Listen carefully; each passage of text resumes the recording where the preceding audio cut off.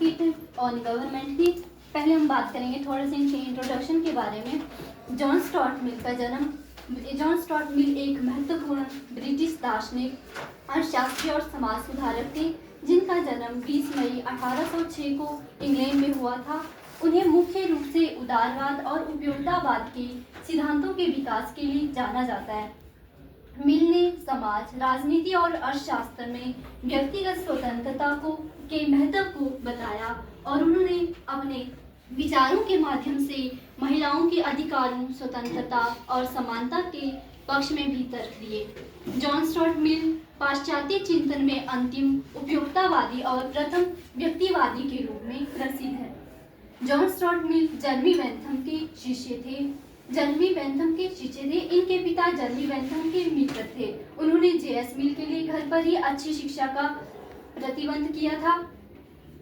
4 साल की उम्र में जेएस मिल ने ग्रीक भाषा सीख ली थी और जब ये 7 साल की उम्र में थे तो उन्होंने लैटिन भाषा भी सीख ली थी। अब हम बात करेंगे मिल की रचनाओं की। इनकी पहली रचना है प्रिंसिपल ऑफ पॉलिटिकल इकोनॉमी, ये लिखी थी इन्होंने 1848 में। दूसरी है थॉट्स ऑन पार्लियामेंट्री रिफॉर्म, ये लिखी थी 1859 में। तीसरी है ऑन लिबर्टी, ये लिखी थी इन्होंने 1859 में ही। चौथी है कंसिडरेशन ऑन रिप्रेजेंटेटिव गवर्नमेंट, ये लिखी थी इन्होंने 1860 में। और पांचवी है यूटिलिटेरियनिज्म, ये लिखी थी इन्होंने 1869 में।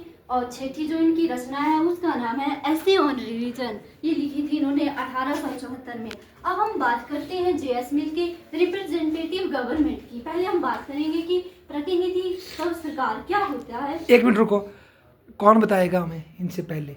आप बताइए बेटे, प्रतिनिधि सरकार क्या होती है? हिंदी इंग्लिश में क्या बोलेंगे इसको? रिप्रेजेंटेटिव। ऐसे गैस करो बेटे, क्या होता है? बोलो, शाबाश। कौन बोलेंगे इस क्लास में? कोई बोल सकता है? आप बोलो, शाबाश। जो लोगों द्वारा चुनी गई हो, है ना, जो इलेक्शन लेकर के लड़ी जाती है। आप बोलो बंसा, क्या होती है प्रतिनिधि सरकार? सर इसमें हमारे इलेक्ट किए हुए मेंबर्स जो है शासन को चलाते हैं। है ना, इसका मतलब है क्या ये हंसा जी सदियों से थी इस तरह की व्यवस्था या आधुनिक समय में शुरू हुई? ज़्यादातर है ना, पहले तो राजा रजवाड़े होते थे, है ना, तो ये आधुनिक समय की ज़्यादा देन है। अब बोलो, शाबाश। प्रतिनिधि सरकार से अभिप्राय है कि लोगों के द्वारा क्या होता है, जैसे इलेक्शन होते हैं फिर लोग अपने प्रतिनिधियों को चुनते हैं और उनके द्वारा जो प्रतिनिधि चुने गए होते हैं वो उनके हित के लिए कार्य करते हैं। अब हम बात करते हैं कि जेएस मिल की गवर्नमेंट ऑफ जो रिप्रेजेंटेटिव गवर्नमेंट है उसकी अवधारणा है, उसके बारे में वो क्या कहते हैं। पहले तो शुरुआत में इस क्वेश्चन से वो स्टार्ट करते हैं कि कौन सी जो गवर्नमेंट है वो बेस्ट है। वो ऐसा कहते हैं, पहला वो कहते हैं कि ऐसी सरकार होनी चाहिए जो क्या करे, जनता के हित के लिए कार्य करे। मतलब वो बताते हैं, क्या बोलते हैं, क्राइटेरिया बताते हैं कि ऐसी सरकार होनी चाहिए पहली तो जो कि क्या करे, जनता के हित में कार्य करे। दूसरी वो बताते हैं जो सरकार वो लोगों के लिए क्या करे कि लोगों के जो मॉरल और इंटेलेक्चुअल कार्य हैं उनका था, उनकी जो क्वालिटीज़ है उनको इम्प्रूव करे। मतलब कि ऐसी सरकार होनी चाहिए जो लोगों के व्यक्तित्व के विकास का काम करे और लोगों को उनका जो सेल्फ डेवलपमेंट करे तथा उनको लिबर्टी प्रदान करे। वो कहते हैं कि हमें जो पहला इसका क्राइटेरिया है, जैसे कि वो बात करते हैं कि अगर मोनार्की होगी या फिर डिक्टेटरशिप, वो कहते हैं कि ये दोनों भी पहला जो इसका क्राइटेरिया बताते हैं कि वो भी जनता के हित में कार्य कर सकते हैं। परंतु जो दूसरा इसका क्राइटेरिया है, जो दूसरे क्राइटेरिया के बारे में बताते हैं, उसमें क्या होता है, मोनार्की और डिक्टेटरशिप में लोगों को लिबर्टी नहीं दी जाती है जिस कारण उनका व्यक्तित्व का विकास नहीं होता है।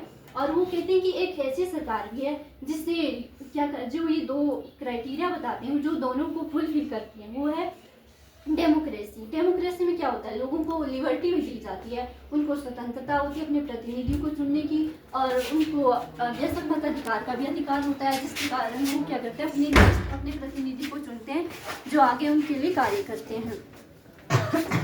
उनका कहना है कि रुको एक मिनट रुको। देखो कितनी अच्छी बात बताई इन्होंने कि 2 क्राइटेरिया बताए इन्होंने ना। एक बोल रही है मैडम आपकी कि वो सरकार जो अपने लोगों के लिए काम करे, और दूसरा बोला जो अपने लोगों के उनका जो सेल्फ डेवलपमेंट करे और उनकी जो मतलब क्वालिटीज है उनको इम्प्रूव करे। हाँ, मतलब उनकी पर्सनैलिटी का विकास करे। तो जॉन स्टुअर्ट मिल बोल रहे हैं कि जो तानाशाही सरकारें हैं वो अपने लोगों का विकास कर सकती, लोगों के लिए काम कर सकती है, पर्सनैलिटी का विकास नहीं कर सकती पर लोगों का विकास, लोगों की भलाई के लिए काम कर सकती है। वर्तमान में कोई देश बताओ बच्चों जो कि तानाशाही है और उसने बड़ा विकास किया? कौन बोल रहा है? लड़का कौन बोला? हाँ, बहुत सही बोला है ना। चाइना तानाशाही है और लोगों को बहुत ज़्यादा क्या किया उसने? समृद्ध किया, गरीबी से बाहर लाया। पर वो क्या बोले जॉन स्टुअर्ट मिल, वो उनके वास्तविक चरित्र का विकास नहीं कर सकता, क्योंकि लोगों को बोलने की क्या नहीं है, वो आज़ादी नहीं है ना। तो ये बात देखो कितनी ब्यूटीफुल बात बोली। एक और उदाहरण देता हूँ मैं आपको, उसका उदाहरण है जैसे दुबई, यूएई सुना होगा आपने, दुबई वगैरह कितने समृद्ध है, वहाँ पर शेख लोगों का राज है। या ये जो आपका क्या बोलते हैं इसको, सिंगापुर में बहुत समय तक तानाशाही थी, पर वो बहुत अमीर हो गए, समृद्ध हो गए। पर व्यक्तियों के चरित्र का वास्तविक विकास जो ये बोलता है, ये नहीं वो कर सकते। ये डेमोक्रेसी में ही हो सकता है, जहाँ चुनाव वाली प्रणाली है। ठीक है, आगे बोलो बेटा, शाबाश। इसलिए वो कहते हैं कि जो डेमोक्रेसी है ये बेस्ट फॉर्म ऑफ गवर्नमेंट है, क्योंकि इसमें क्या होता है, लोगों को फ्रीडम दी जाती है। वो ये भी बताते हैं कि डेमोक्रेसी में कौन सी डेमोक्रेसी, मतलब दो प्रकार है इसकी भी, डायरेक्ट डेमोक्रेसी और इनडायरेक्ट डेमोक्रेसी। शाबाश। तो मिल कहते हैं कि प्रत्यक्ष लोकतंत्र महत्वपूर्ण है, परंतु ये आज के टाइम में असंभव है, क्योंकि आज क्या है कि जनसंख्या बहुत ज़्यादा है, जिस कारण से वो कहते हैं कि मतलब तेज़ी से जनसंख्या बढ़ रही है, तो ये संभव नहीं है। पहले क्या होता था, ग्रीक स्टेट की बात करते हैं, वहाँ पे डायरेक्ट डेमोक्रेसी होती थी, क्योंकि वहाँ की जनसंख्या क्या थी, बहुत कम थी। आज के राष्ट्र राज्यों की बात करें तो आज के राष्ट्र राज्यों में जनसंख्या अधिक है, वहाँ प्रत्यक्ष लोकतंत्र की स्थापना नहीं हो सकती। ब्यूटीफुल। रुको बेटा, देखो क्या बता रही है आपको ये, कि जो रिप्रेजेंटेटिव डेमोक्रेसी की उत्पत्ति क्यों हुई? क्योंकि प्रत्यक्ष डेमोक्रेसी की एक लिमिटेशन है।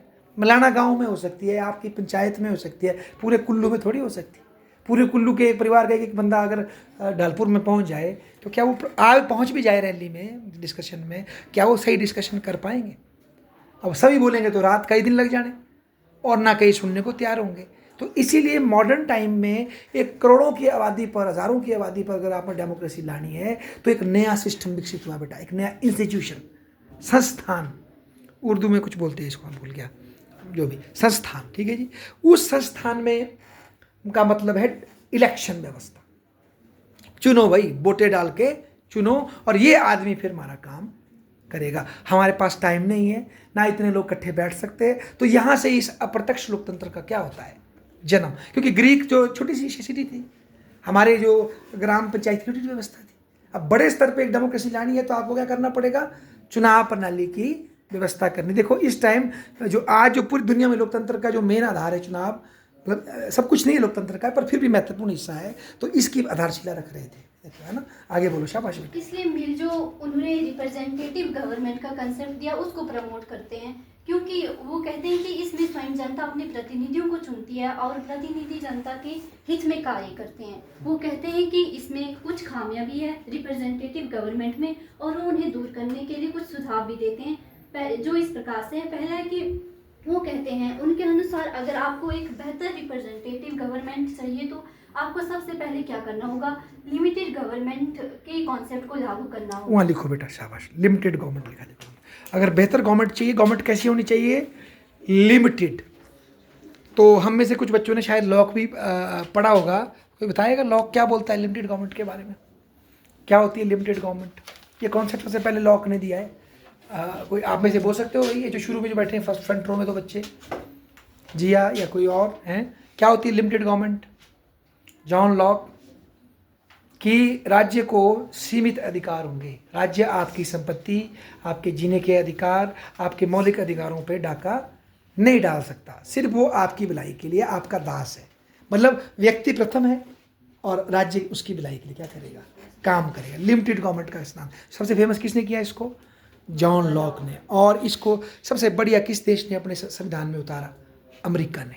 अमेरिका बहुत ज़्यादा किससे प्रभावित है अमेरिका का संविधान? जॉन लॉक की फिलॉसफी से। आगे बोलो, शाबाश बिटिया। लिमिटेड गवर्नमेंट ऐसी सरकार होती है जो कि संविधान के अंतर्गत कार्य करती है, कानून के अनुसार कार्य करती है। मतलब इसमें क्या होता है कि कानून के शासन के अनुसार कार्य किया जाता है और अपनी मनमानी नहीं की जाती है, लोगों के हित में कार्य किया जाता है। दूसरा वो बताता है कि रिप्रेजेंटेटिव गवर्नमेंट ऐसा होना चाहिए जो शॉर्ट टर्म गोल ना बनाए, बल्कि उसके गोल क्या होने चाहिए, लॉन्ग टर्म होने चाहिए। लिखो बेटा, ये बड़ा कांडी लिखो, ये आजकल हम भुगत रहे हैं इसको। जो रिप्रेजेंटेटिव गवर्नमेंट है उसको शॉर्ट टर्म गोल नहीं बनाने चाहिए। कैसे बनाने चाहिए? Long term. ठीक है, हाँ बहुत अच्छा बोला, शॉर्ट टर्म गोल ना बनाओ। ठीक है जी। इसका मैं देता हूँ आपको बहुत सुंदर उदाहरण अभी।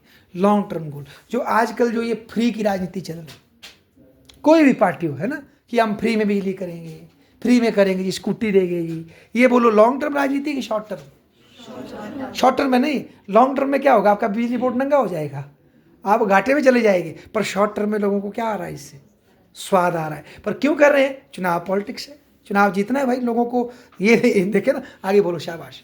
वो कहते हैं कि उसे भविष्य को देखकर कार्य करना चाहिए। तीसरा वो बताते हैं कि रिप्रेजेंटेटिव गवर्नमेंट तब बेहतर होगी जब लोगों की भागीदारी उसमें, मतलब जब क्या होगा, लोग ज़्यादा से ज़्यादा उसमें पार्टिसिपेट करेंगे।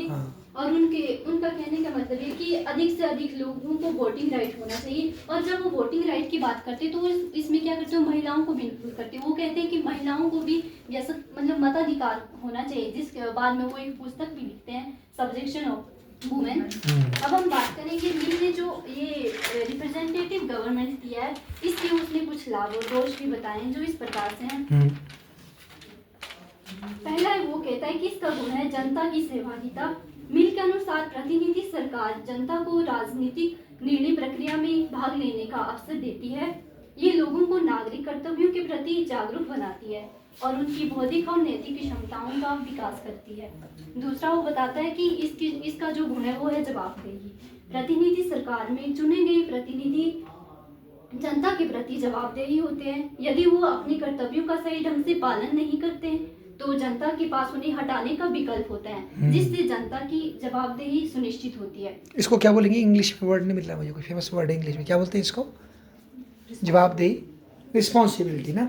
हाँ, बहुत बढ़िया। अच्छा, तीसरा गुण वो बताते हैं विविधता का प्रतिनिधित्व। मिल ने विविधता का सम्मान करते हुए अनुपातिक प्रतिनिधित्व को महत्व दिया ताकि समाज के हर वर्ग का प्रतिनिधित्व सुनिश्चित हो सके। अच्छा। ये अल्पसंख्यकों और विभिन्न विचारों को भी ध्यान देने में सहायक है। चौथा वो गुण बताते हैं बेहतर निर्णय लेने की प्रक्रिया। प्रतिनिधि सरकार में विभिन्न मुद्दों पर व्यापक चर्चा और विचार विमर्श होता है, उसके बाद ही निर्णय लिए जाते हैं, जिससे निर्णय क्या होता है, अधिक अच्छा होता है। या फिर उसमें क्या होता है, बहस होती है, तर्क वितर्क होते हैं, जिसके माध्यम से जो भी निर्णय लिया जाता है वो सबके लिए अच्छा होता है और संतुलित निर्णय होता है। पांचवा गुण वो बताते हैं कि शक्ति का संतुलन। मिल के अनुसार प्रतिनिधि सरकार शक्ति के संतुलन को बनाए रखती है, क्योंकि इसमें क्या होता है कि शक्तियों का विकेंद्रीकरण होता है। ये एक निरंकुश शासन या समूह को रोकने में सहायक है। तो वो छठा इसका गुण बताते हैं कि अल्पसंख्यकों के अधिकारों की सुरक्षा। मिल ने बहुमत के अत्याचार के खतरे को पहचानते हुए कहा कि एक अच्छी प्रतिनिधि सरकार में अल्पसंख्यकों के अधिकारों की रक्षा की जाती है। प्रतिनिधि सरकार न केवल बहुसंख्यक का प्रतिनिधित्व करती है बल्कि अल्पसंख्यकों के हितों का भी ध्यान रखती है। इससे सभी समुदायों के बीच न्यायपूर्ण संतुलन बना रहता है।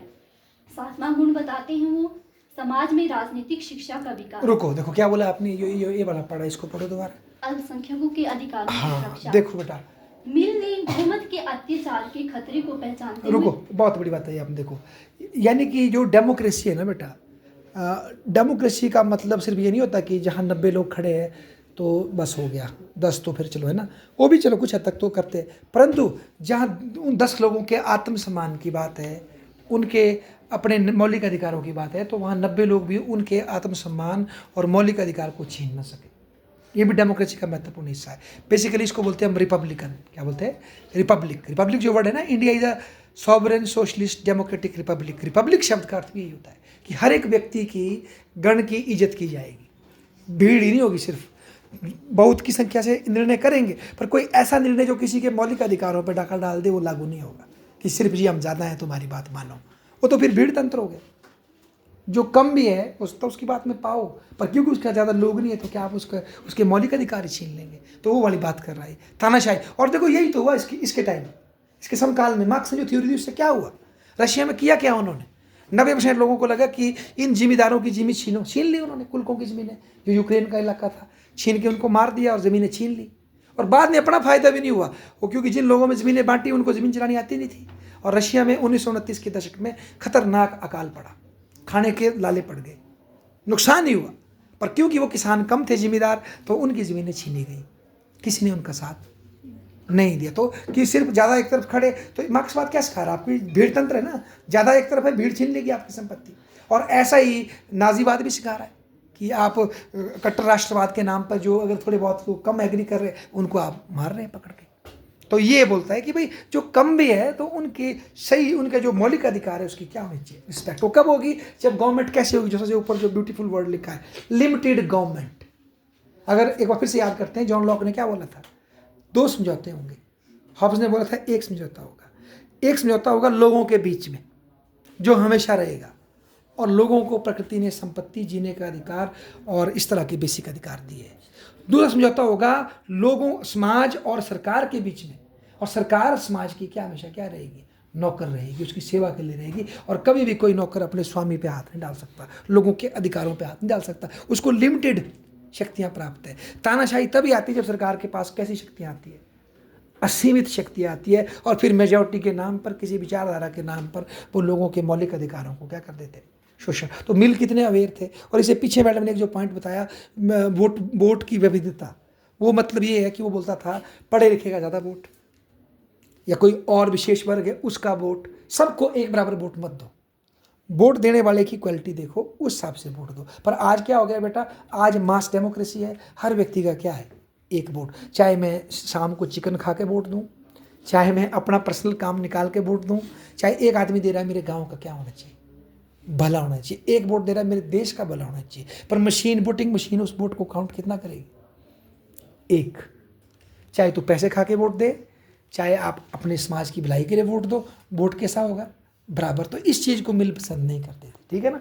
आगे बोलो, शाबाश। 7वां गुण वो बताते हैं समाज में राजनीतिक शिक्षा का विकास। प्रतिनिधि सरकार के माध्यम से जनता को राजनीति और शासन प्रणाली के बारे में समझने का अवसर मिलता है। ये उन्हें न केवल राजनीतिक रूप से शिक्षित करता है, बल्कि लोकतांत्रिक मूल्यों की स्वतंत्रता, समानता और सहिष्णुता को भी बढ़ावा देता है। अब उन्होंने इसके बारे में कुछ दोष भी बताए जो इस प्रकार से हैं।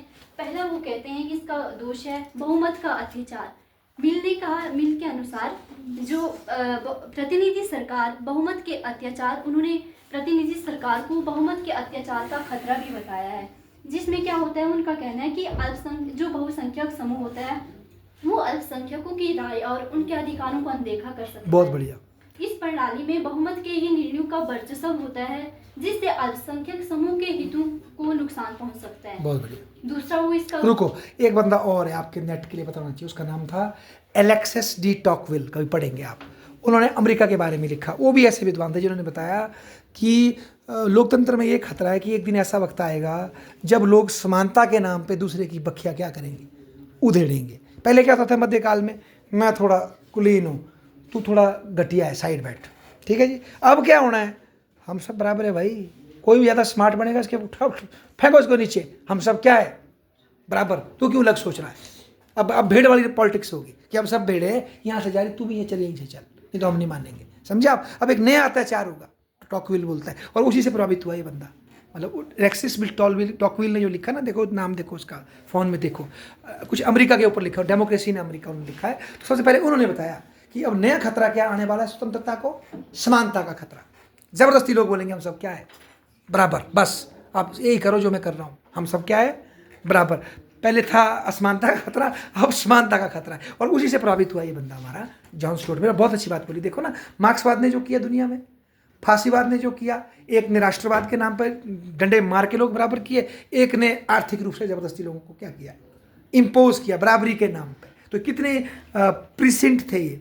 प्रिसेंट होता है मतलब अपने टाइम से पहले, दृष्टा था ये बंदा। आगे बोलो, शाबाश बिटिया। दूसरा गुण वो बताते हैं अयोग्य और अपरिपक्व प्रतिनिधि। मिल ने तर्क दिया कि चुनाव प्रक्रिया में लोकप्रियता का प्रभाव होता है, जिसके कारण क्या होता है कि कभी कभी अयोग्य और जो अपरिपक्व नागरिक होते हैं, लोग होते हैं, वो भी चुने जा सकते हैं। जनता का ध्यान हमेशा योग्यता पर नहीं होता, कई बार भावनात्मक या आकर्षक वक्ताओं को भी चुन लिया जाता कितना है, ब्यूटीफुल, जो अच्छे नेता नहीं भी हो सकते हैं। चलो मैं आपको बोलूँगा, उदाहरण मत दो इसमें, पर एक बात लगी, देखा होगा आपने कई बार हम हीरो को, हीरोइन को, क्रिकेटर को पढ़ा देते, चाहे उसको देश की अर्थव्यवस्था का डका नहीं पता, पर क्योंकि देखने में स्टार है, बोलने में स्टार है। पर ऐसा भी नहीं, कई बार हीरो भी अच्छे होते हैं, पर परंतु अक्सर उनको एडवांटेज मिल जाती है। किसके ऊपर? एक ऐसा व्यक्ति सब कुछ समझता है पर उसकी पर्सनैलिटी उसको लोग पहचानते नहीं। तो ये भी इसमें होता है। बहुत बढ़िया।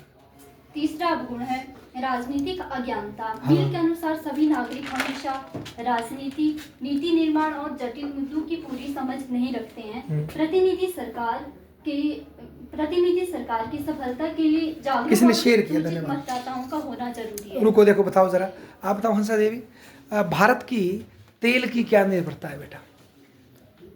आप तो काफ़ी पढ़ी लिखी, फिर भी आप बता सकती हैं तेल क्या, भारत की तेल की क्या स्थिति है भारत के लिए? भारत की अर्थव्यवस्था में तेल की कितनी कैसी स्थिति है? हमारा अपना है? नहीं सर, निर्यात करते हैं। अच्छा, और उससे क्या असर पड़ता है? किस पे सर? अगर तेल सरकार फ्री दे तो क्या नुकसान होगा? सर सरकार घाटे में चली जाएगी। ठीक है, कोशिश की, देखो इन्होंने पढ़ी लिखी लड़की है फिर भी ना, कोशिश की। आप बोलो, तेल अगर सरकार तेल पे सारा टैक्स हटा दे, जो तेल हमको 30 रुपये मिल सकता है, मैं उसको 90 रुपये में क्यों डालूँ अपनी गाड़ी में? है आपको आइडिया कि नहीं? देखो फिर भी सुना तो है ना आपने।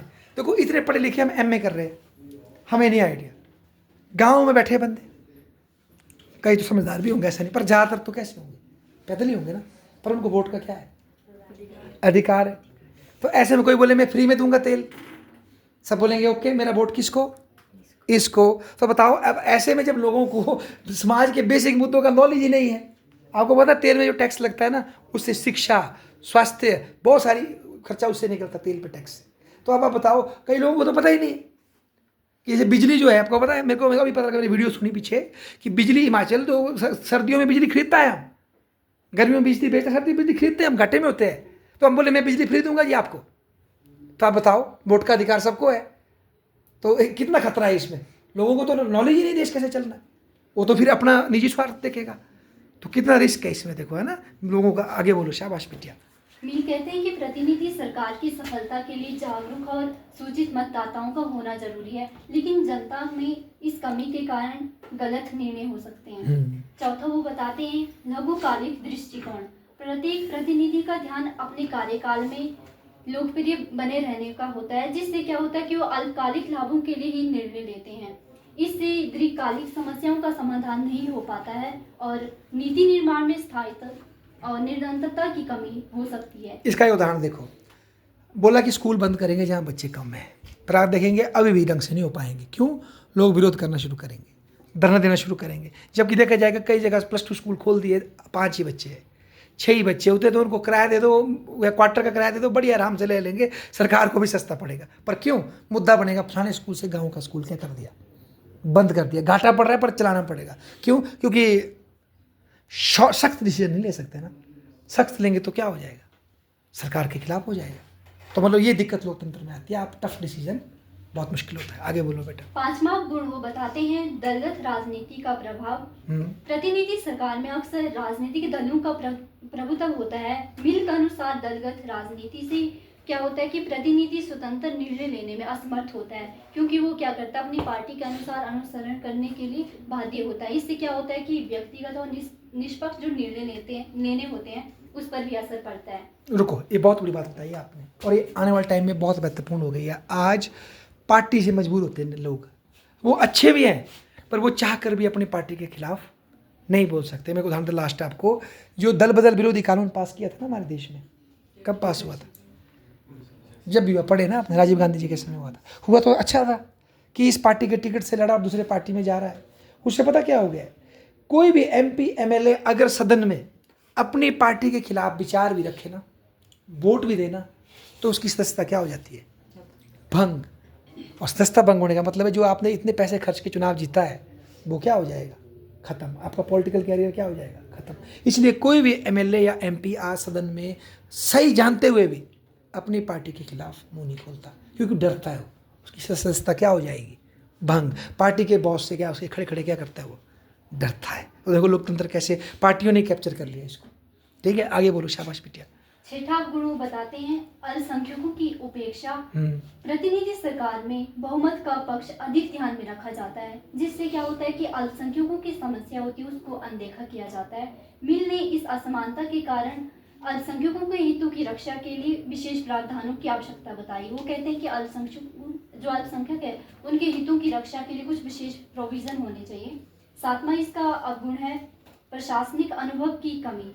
सभी प्रतिनिधि प्रशासनिक या विशेषज्ञता अनुभव नहीं होते। मिल कहते हैं कि कोई भी प्रतिनिधि जो चुनाव के लिए खड़ा होता है, ऐसा नहीं हो सकता कि वो कोई विशेषज्ञता है या फिर उसको अच्छा अनुभव है, जिस कारण क्या होता है कि जटिल और तकनीकी निर्णय लेने में कमी आ सकती है।